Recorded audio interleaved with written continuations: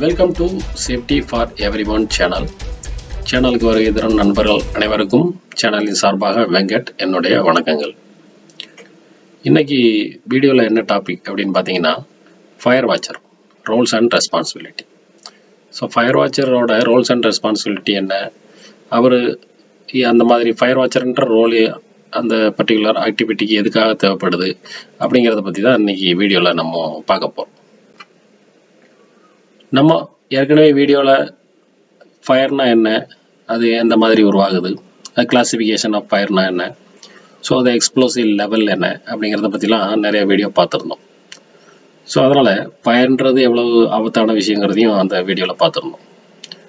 So இப்போ ஒரு petrochemical பிளான்ட்டாக இருக்கட்டும், இல்லை ஆயில் அண்ட் கேஸ் பிளான்ட்டாக இருக்கட்டும், இடத்துல ஒரு ஃபயர் ஆக்சிடென்ட் ஆகுது அப்படின்னு வைங்களேன், அது பெரிய அளவில் உயிர் சேதத்தையும் பொருள் சேதத்தையும் உண்டாகும். ஸோ அது பெரிய அளவில் நேஷனல் இஷ்யூவாக கூட ஆகலாம்.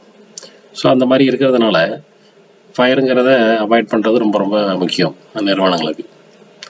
ஸோ அதுக்கு ஃபயர் வாட்ச்ன்ற ஒரு ரோலும் அவசியமாக தேவைப்படுது. ஃபயர் உருவாகிறதுக்கு பேசிக்கான 3 காரணிகள் என்ன அப்படிங்கிறது ஏற்கனவே வீடியோவில் போட்டிருந்தேன். பேசிக்காக ஒன்று என்னென்னா ஆக்சிஜன், இன்னொன்று என்னென்னு பார்த்தீங்கன்னா ஹீட்டு, இன்னொன்று என்ன பார்த்தீங்கன்னா ஃபியூயல். இதில் ஆக்சிஜனும் ஃபியூலும் வந்து பொதுவாக அட்மாஸ்பியரில் இருக்கக்கூடியது தான். ஆக்சிஜன் எல்லா இடத்துலையும் இருக்கும். நம்ம அதை அவ்வளோ கண்ட்ரோல் பண்ண முடியுமா அப்படின்னா கொஞ்சம் கஷ்டம்தான். ஃபியூலும் பார்த்தீங்கன்னா எல்லா இடத்துலையும் தான் இருக்குது. இப்போ வீட்டில் இருக்குது, ஆஃபீஸில் இருக்குது, ஒர்க் பண்ணுற இடத்துல எல்லா இடங்களையும் கம்பஸ்டபிள் மெட்டீரியல் இருக்குது, ஃப்ளேமபிள் மெட்டீரியல் இருக்குது, ஃப்ளேமபிள் கேஸஸ் இருக்குது. ஸோ ப்ராசஸ்க்காண்டி யூஸ் பண்ணிக்கிட்டு தான் இருக்கிறோம். அப்படிங்கும்போது அதுவுமே வந்து நம்ம கம்ப்ளீட்டாக ரிமூவ் பண்ண முடியுமான்னா முடியாது தான். ஸோ இப்போ ஹீட் அப்படிங்கிறத ஒரு விஷயத்தை தான் நம்மளால் ஓரளவுக்கு கண்ட்ரோலாக வச்சுக்க முடியும். ஸோ அதுக்காக தான் அந்த ஒரு ஹார்ட் ஒர்க் ஆக்டிவிட்டி பண்ணுறாங்கன்னா அதை கண்ட்ரோலாக பண்ணதுக்கு இந்த மாதிரி ஃபயர் வாட்சரோட ரோல்ஸும் அந்த இடத்துல தேவைப்படுது. இப்போ ஃபயர் வாட்சர் அப்படின்னா ஒரு நிறுவனத்தில் யாருனாலும் ஃபயர் வாட்சராக ஒர்க் பண்ணிட முடியாது. ஸோ அதுக்குன்னு ஒரு டெடிகேட்டட் பர்சன், அதுக்குன்னு ஒரு ஸ்பெசிஃபிக் ட்ரைனிங் உண்டு. அந்த ட்ரைனிங் அட்டன் பண்ணவங்க தான் அது ஒரு ஃபயர் வாட்சராக அங்கே ஒர்க் பண்ண முடியும். ஸோ அப்போ தான் அவருக்கு அந்த ட்ரைனிங் மூலமாக பேசிக்காக ஃபயர்னா என்ன, கிளாசிஃபிகேஷன் ஆஃப் ஃபயர் என்ன, so type of fire extinguisher என்ன, அதை எப்படி ஆப்ரேட் பண்ணுறது, ஸோ எப்படி ஃபயர்னு வந்தால் எப்படி ரெஸ்பான்ஸ் பண்ணுறது, ஸோ இந்த மாதிரி ஹார்ட் ஒர்க் இருக்கும்போது அதுக்கு எந்த மாதிரி ஃபயர் ஸ்ப்ரெட் ஆகும், ஸோ அதை எப்படி கண்ட்ரோல் பண்ணுறது, மானிட்டர் எப்படி பண்ணுறது, இந்த மாதிரி விஷயங்கள் எல்லாமே அந்த ட்ரைனிங்கில் இருக்கும். ஸோ இதெல்லாமே அவர் ட்ரைனிங் அட்டன் பண்ணி கற்றுக்கிட்டா தான் அவரால் ஒரு ஃபயர் வாட்சராக அங்கே ஒர்க் பண்ண முடியும். ஸோ இது வந்து கம்பெனி வந்து ட்ரைனிங் கொடுத்து ஆத்தரைஸ் பண்ணியிருக்கோம். ஸோ அவர் அந்த டெடிகேட்டட் பர்சன் தான் ஃபயர் வாட்சராக அங்கே ஒர்க் பண்ண முடியும். ஸோ இது ஒரு முக்கியமான விஷயம். இப்போது பிளான்ல ஒரு இடத்துல ஒரு எக்யூப்மெண்ட்டில் ஒரு ஹார்ட் ஒர்க் நடக்க போகுதுன்னு வைங்களேன். ஹார்ட் ஒர்க்னா அது வெல்டிங்காக இருக்கலாம், கட்டிங், கிரைண்டிங், இந்த மாதிரி ஸ்பார்க்கு ப்ரொடியூஸ் பண்ணுறது, அது இக்னிஷன் சோர்சஸ் ப்ரொடியூஸ் பண்ணக்கூடிய ஆக்டிவிட்டி. ஸோ இந்த மாதிரி ஆக்டிவிட்டி நடக்குன்னா ஃபஸ்ட்டு அதுக்கான ப்ரிப்பரேஷன் ஸ்டார்ட் பண்ணுவாங்க. அந்த ப்ரிப்பரேஷன் ஸ்டார்ட் பண்ணுறதுல ஃபயர் வாட்சரோட ரோலும் இருக்குது. ஸோ என்ன பண்ணுவாங்க, ஒரு எக்யூப்மெண்ட் தான் இருக்குன்னு வைங்களேன், அதில் தான் வந்து ஒரு கிராக் இருக்குது, அதை வெல்டு பண்ண போகிறாங்க அப்படின்ட்டு வைங்க.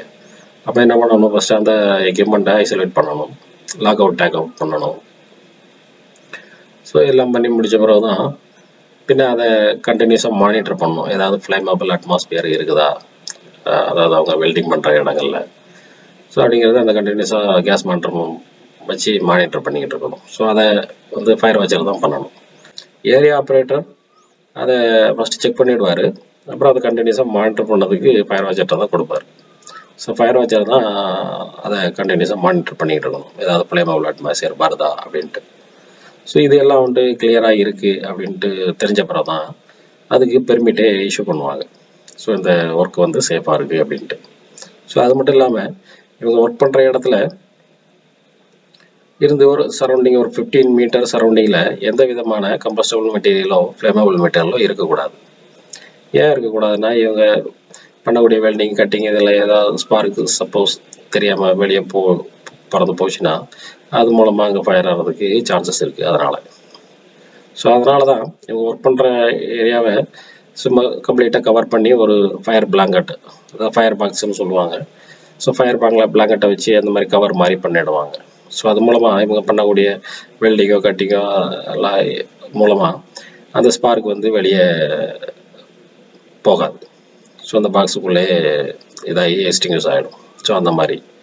ஸோ அதுக்காக தான். ஸோ இதே இது இந்த மாதிரி இருக்கதா அப்படிங்கிறத என்ஷூர் பண்ணிக்கிற வேண்டியது ஃபயர் வாட்சரோட வேலை தான். ஸோ இதெல்லாம் இருந்தால் தான் வந்து பெர்மிட் வந்து இஷ்யூ ஆகும். இந்த ஒரு 15 மீட்டர் சரௌண்டிங் இருக்கு இல்லையா, அந்த இதில் கம்ப்ளீட்டாக பேரிகேஷன் பண்ணிடணும். பேரிகேஷன் பண்ணிவிட்டு ஹார்ட் ஒர்க் அண்டர் ப்ராக்ரஸ் அப்படிங்கிற சைன் போர்டு வச்சுக்கிட்டா தான் மற்றவங்களுக்கு இது தெரியும், இங்கே ஹார்ட் ஒர்க் நடக்குது, ஸோ இங்கே என்ட்ரி ஆகிறது கூடாது அப்படிங்கிற ஒரு வார்னிங் மற்றவங்களுக்கு தெரிய வரும். இல்லைன்னா யாருக்கும் தெரியாது இல்லையா. ஸோ அதனால் இந்த இது பண்ணுறதும் ரோல்ஸ் அண்ட் ஃபயர் வாட்சரோட ரோல்ஸ் அண்ட் ரெஸ்பான்சிபிலிட்டி தான். ஹார்ட் ஒர்க் ஸ்டார்ட் பண்ணதுக்கு முன்னாடி கேஸ் மானிட்டரில் எல்இஎலோட லெவல், அதாவது லோயர் எக்ஸ்ப்ளோசிவ் லெவல்.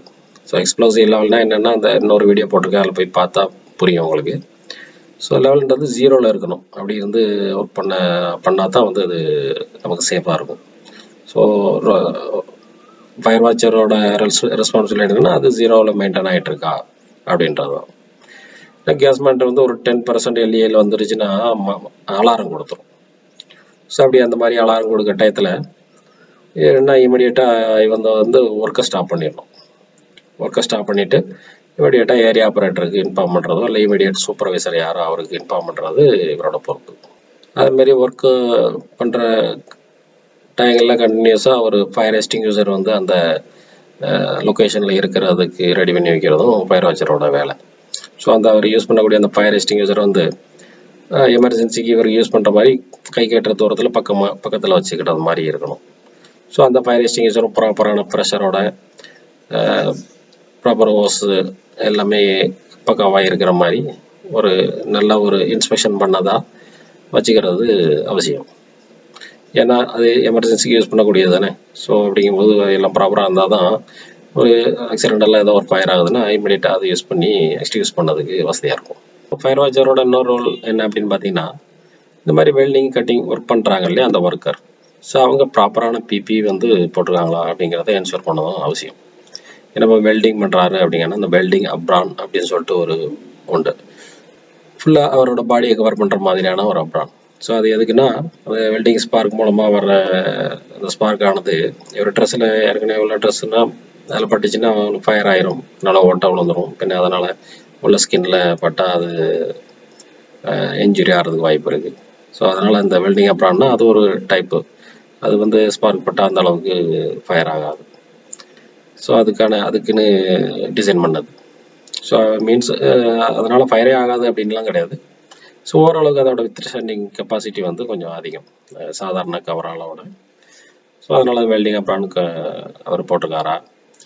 பின்ன ஃபேஸ் ஷீல்டு, பின்ன அந்த அவர் யூஸ் பண்ணக்கூடிய வெல்டிங் ஷீல்டு வந்து ஒவ்வொரு மெட்டீரியலுக்கு தகுந்தால ஒவ்வொரு மாதிரியான ஷேடு உண்டு. ஸோ அந்த ப்ராப்பரான ஷேடு அவர் யூஸ் பண்ணுறாரா அப்படிங்கிறதையும் என்ஷூர் பண்ணிக்கணும். ஸோ கூட ஒர்க் பண்ணுறவரும் ஒன்று அவர் ஒரு டிஸ்டன்ஸு மெயின்டைன் பண்ணணும், இல்லைன்னா அவரும் அப்ரானு இந்த ஃபேஸ் ஷீல்டு எல்லாமே அவரும் போடணும். ஏன்னா அந்த வெல்டிங் பண்ணுறப்போ அதை பக்கத்தில் உள்ளவர் பார்த்துட்டு இருந்தால் அது அவருக்கும் கண் பாதிக்கப்பட வாய்ப்பு இருக்குது. அதனால் ஸோ அவங்க உள்ளே போகிறவங்க இது எல்லாமே வந்து என்ன மாதிரி பிபி யூஸ் பண்ணணும், என்ன மாதிரி மாஸ்க் யூஸ் பண்ணணும் அப்படிங்கிறத கூட அந்த ரிஸ்க் அசஸ்மெண்ட்டில் வந்து கவர் ஆகிருக்கும். ஸோ அந்த ரிஸ்க் அசஸ்மெண்ட் படி ஒரு ஃபயர் வாட்சர் வந்து அவங்க போட்டிருக்காங்களா அது என்ஷூர் பண்ணிக்கிட்டாலே போதும். இப்போ இந்த நேரத்தில் இவங்க ஒர்க் பண்ணுற அந்த 15 மீட்டர் சரௌண்டிங்கில் வேறு யாராவது வந்து ஒர்க் பண்ணிட்டு இருக்காங்கன்னா அதனால் இதுக்கு ஏதாவது பாதிப்பு ஏற்படுமா அப்படிங்கிறத வாட்ச் பண்ணுறதும் இந்த ஃபயர் வாட்சரோட வேலை. சப்போஸ் ஒரு குரூப் வந்து ஏதாவது ஒரு வால்வு எடுத்துகிட்டு வருதுன்னு வைங்களேன். ஸோ வால்வு எடுத்துகிட்டு வந்து நாங்கள் எங்கேயோ ஃபிக்ஸ் பண்ணுறதுக்காண்டி பக்கத்தில் வராங்க. ஸோ அந்த வால்வு அன்லோட் பண்ணிட்டு போகிறாங்க அப்படின்னா அதனால் இவங்களுக்கு ஏதாவது பாதிப்பு ஏற்படுமானா அதனால் ஒன்றும் ஆக போகிறதில்ல. ஃபயர் ஆகிறதுக்கு சான்சஸ் உண்டா அப்படின்னா அப்படி ஒன்றும் கிடையாது. சப்போஸ் ஒரு பெயிண்ட் பண்ணுற டீம் அங்கே ஏதோ பெயிண்ட் பண்ணதுக்காண்டி வராங்க. ஸோ அப்போ பெயிண்ட் மெட்டீரியலை கொண்டு அங்கே வந்து அன்லோடு பண்ணிட்டு போகிறாங்க அப்படின்னா அதனால் பாதிப்பாக இருக்குன்னா கண்டிப்பாக பாதிப்பு தான். ஏன்னா பெயிண்ட்டுங்கிறது ஃப்ளேமபிள் மெட்டீரியல் இல்லையா. ஸோ அது என்ன ஆகும், இப்போ ஹார்ட் ஒர்க் நடக்கிற இடத்துல அந்த மெட்டீரியல் வந்துச்சுன்னா ஈஸியாக ஃபயர் ஆகிறதுக்கு சான்சஸ் இருக்குது. ஸோ அந்த மாதிரி பட்சத்தில் இந்த ஃபயர் வாட்சர் என்ன பண்ணணும், இமீடியட்டாக அப்படி அன்லோட் பண்ண யார் கொண்டு வராங்கன்னா அதை இமீடியட்டாக ஸ்டாப் பண்ணணும். ஸ்டாப் பண்ணி இங்கே பண்ணக்கூடாது, ஹார்ட் ஒர்க் இருக்குது அப்படின்னு சொல்லிட்டு அதை அனுப்பிச்சி விடுறது அவரோட பொறுப்பு. சரி, எல்லா வகையிலையும் எல்லா சேஃப்டி மெஷர்ஸ் எல்லாம் எடுத்துமே ஒர்க் பண்ணுறாங்க. அப்படி இருந்தும் ஆக்சிடென்டெல்லாம் ஏதோ ஒரு சின்ன ஃபயர் ஆகுது அப்படின்னு வைங்க. அப்போ அந்த ஃபயர் வாட்சர் என்ன பண்ணணும்? இமீடியட்டாக அந்த ஒர்க்கை ஸ்டாப் பண்ணிட்டு அந்த ஃபயரை வந்து எஸ்டிங்யூஸ் பண்ணணும்.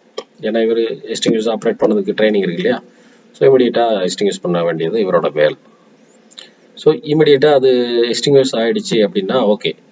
சப்போஸ் எஸ்டிங்யூஸ் ஆகலை, இன்னும் கொஞ்சம் பெரிய ஃபயர் ஆகுது அப்படின்னா இமீடியட்டாக அவர் ஃபயர் டீமுக்கு கால் பண்ணணும்.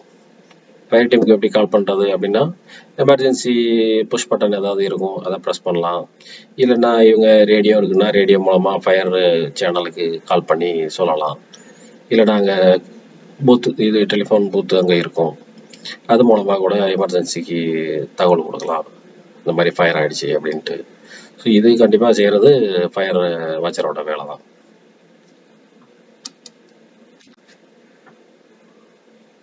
லாஸ்ட்டாக ஒரு விஷயம் என்ன அப்படின்னா, ஒர்க் எல்லாம் முடிஞ்சிச்சு, அவங்க டீம் எல்லாம் வெல்டிங்கோ கட்டிங்கோ எந்த ஒர்க்கும் முடிச்சுட்டு அவங்க எல்லாம் கிளம்புறாங்க அப்படின்னாலும் ஃபயர் வாட்சர் அந்த இடத்த விட்டு கிளம்பக்கூடாது.